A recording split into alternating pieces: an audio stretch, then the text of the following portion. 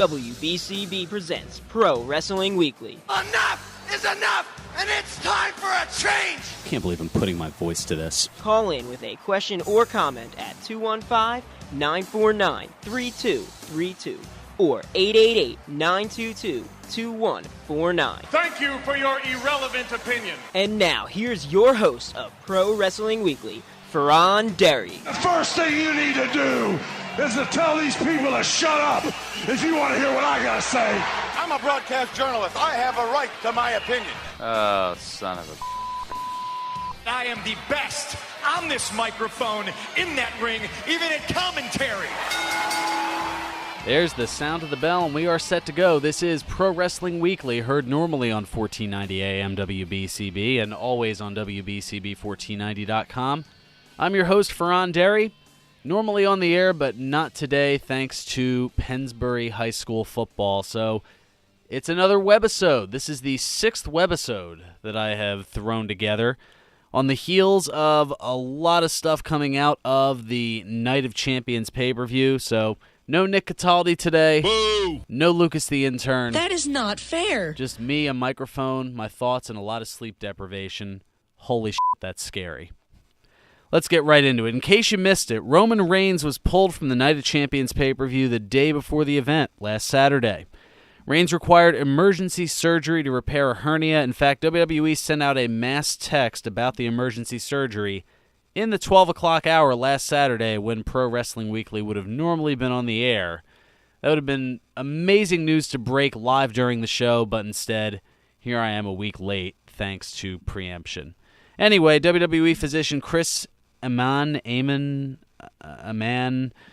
provided an update timeline for Reigns' return to the ring. He noted on the WWE website, quote, most of the time, the recovery time for something like this in terms of returning to physical activity is between 4 and 6 weeks.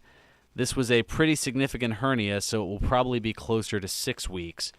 Meaning, he might make Hell in a Cell, he might not. Stay tuned for the drama on that one. Let's get into the Night of Champions pay-per-view. Didn't do too badly with the picks. Both Lucas and I went 5-3 in our picks. Goldust and Stardust, they are your new tag team champions, beating the Uso brothers in the opening match. Sheamus retained the U.S. title, beating Cesaro.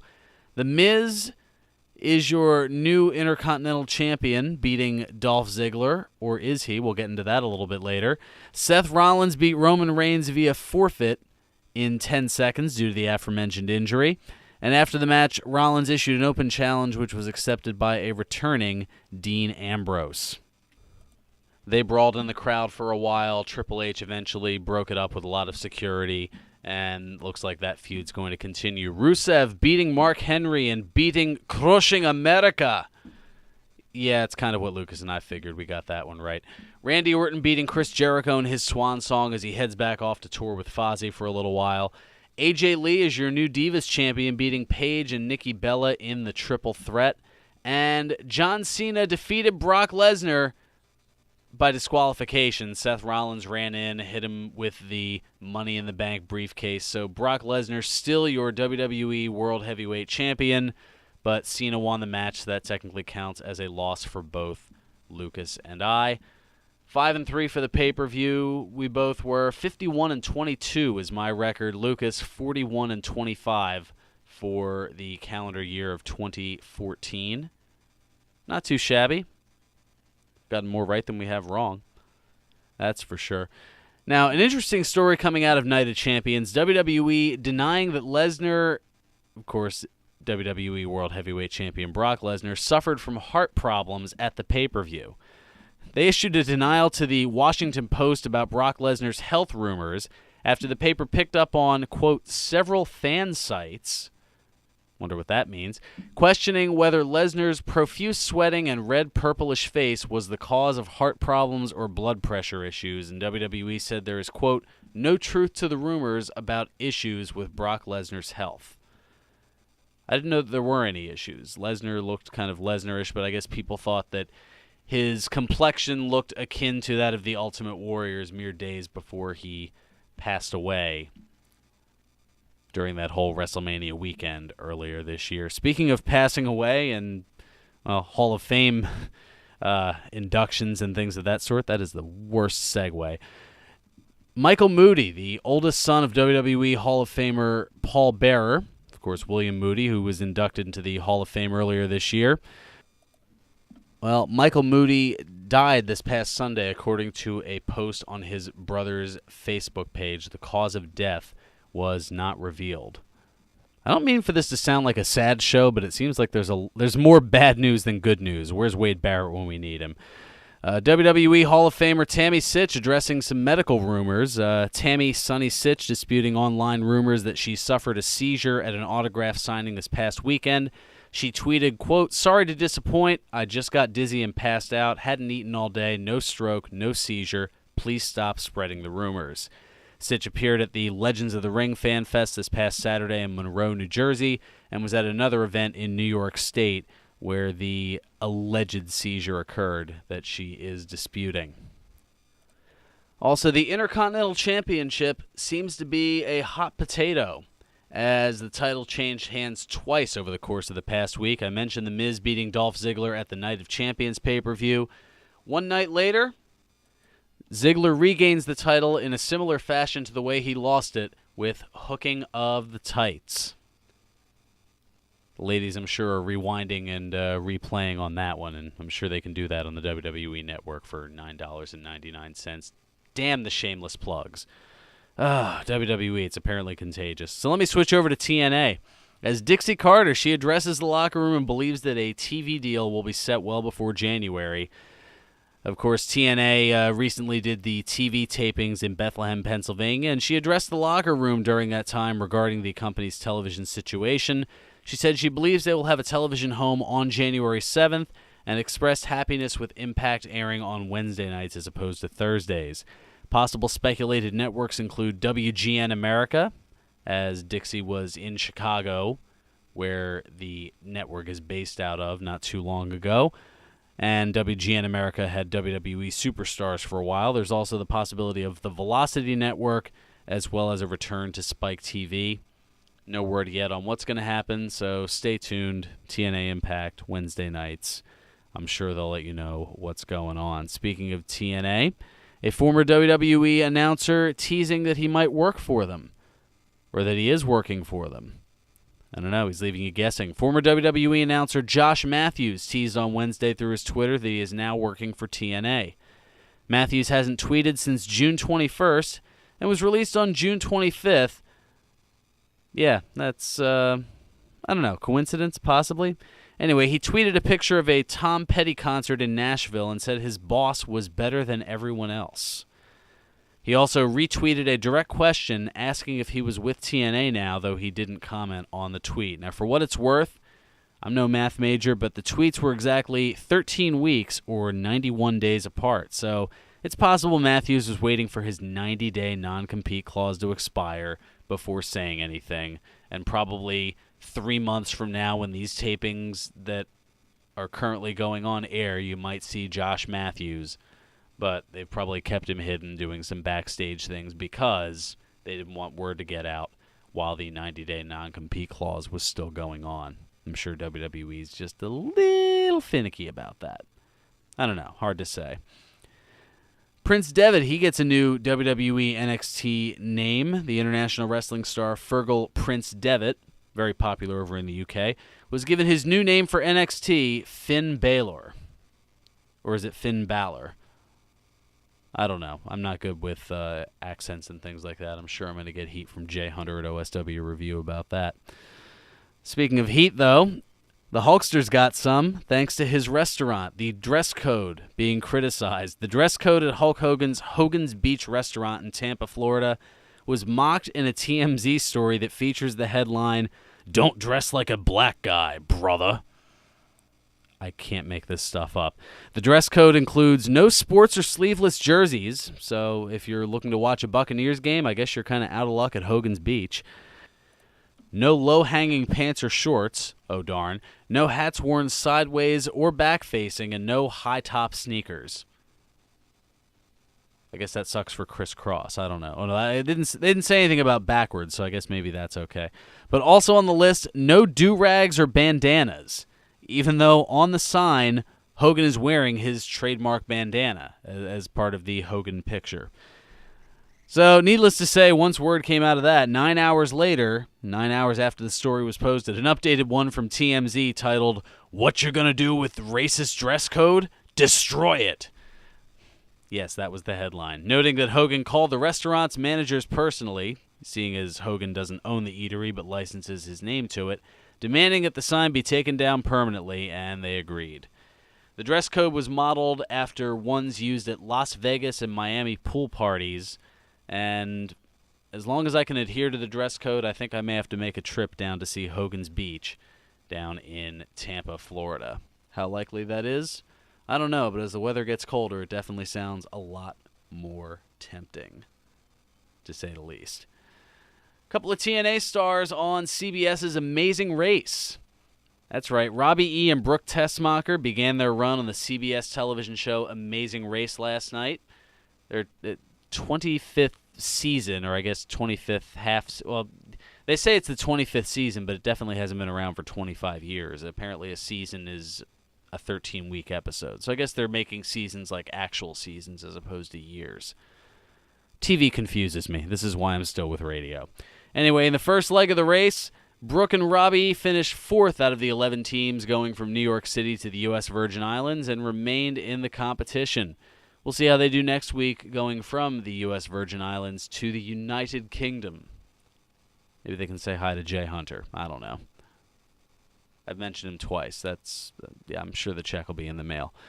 Stock update. Speaking of money, another down week for WWE stock as the deadline hit for the class action lawsuit filers against WWE.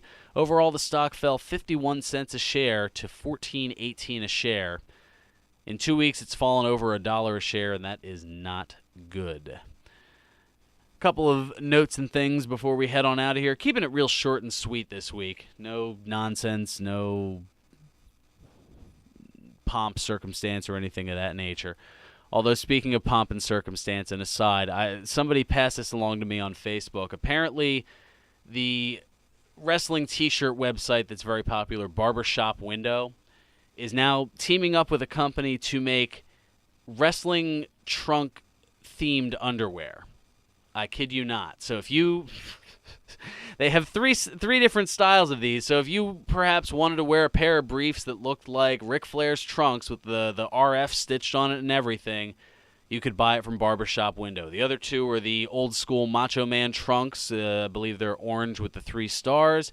And the other is the Mega Power briefs, or Mega Powers briefs. So if you wanted to wear the yellow and red, you can do so. And this is way more underwear talk than I want to have on this particular show, so we're going to move on and tell you about some fantastic things going on, including George's Cards and Collectibles. They've had a great year of athlete appearances. They're not slowing down.